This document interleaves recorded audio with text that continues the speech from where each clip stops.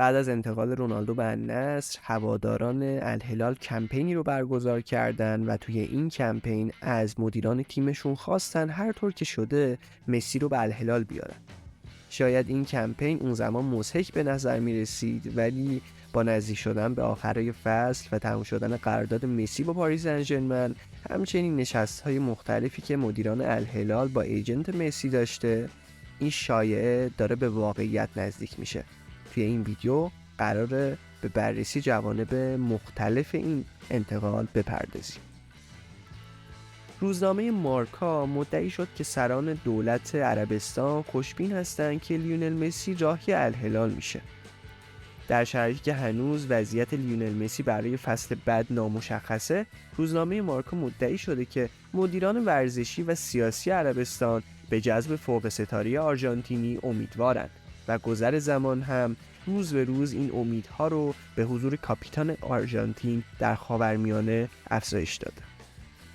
در گزارش مارکا اومده تقویم رو به جلو پیش میره و خوشبینی هم افزایش پیدا میکنه.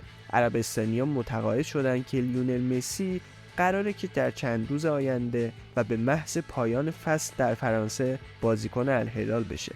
این پیشنهاد از هفته‌های اول ژانویه روی میز بوده و با توجه به پاسخ مثبت بازیکن آرژانتینی، امیدواری رهبران سیاسی و ورزشی این کشور عربی افزایش یافته. اونا هیچ تردیدی درباره حضور مسی در الهلال ندارن، همونطور که در مورد کریستیانو رونالدو و حضورش در النصر هیچ شکی نداشتن. دولت عربستان میخواست دوئل مسی رونالدو رو تکرار کنه و طبق اخباری که از ریاض منتشر شده این آرزو بسیار نزدیک به واقعیت به نظر میرسه. پیشنهادی که مسی دریافت میکنه بالاتر از پیشنهادیه که توسط فوق ستاره پرتغالی امضا شده و کمی بیشتر از 300 میلیون یوروه. حضور تعداد بیشتری از بازیکنان مرتبط با فوتبال اسپانیا در تیم‌های بزرگ عربی یکی از بزرگترین رقابت‌های نقل و انتقالات تابستونی رو به خودش اختصاص داده. بوسکتس، جوردی آلبا، ناچو، بنزما، مودریچ و حتی آلوارو موراتا از جمله نام‌هایی بودند که در هفته‌های اخیر به تیم‌های عربی لینک شدند، اما همگی اونا نسبت به حضور مسی در عربستان در اولویت دوم قرار دارند.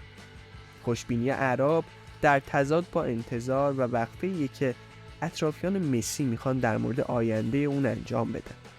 چیزی شبیه به اون چه که با کریستیانو رونالدو و تا چند روز قبل از آخرین سفر اون به ریاض رخ داد. علاوه بر این، بارسلونا همچنان به عملیات بررسی و آنالیز صورت‌های مالی و اقتصادی برای دریافت تاییدیه لالیگا ادامه میده. زمان در حرکت و این به نفع بارسا نیست. پیشنهاد اقتصادی این تیم عربی به اونچه که بارسلونا میتونه ارائه بده ربطی نداره. عامل احساسی برای بازگشت به لباس بلوگرانا سنگینی میکنه، اما اصرار دولت عربستان میتونه مسی رو متقاعد کنه که راهی تیم سعودی بشه. نظر شما در مورد این انتقال چیه؟ به نظرتون مسی بالاخره بازیکن الهلال میشه یا به خونه خودش بارسلونا برمیگرده؟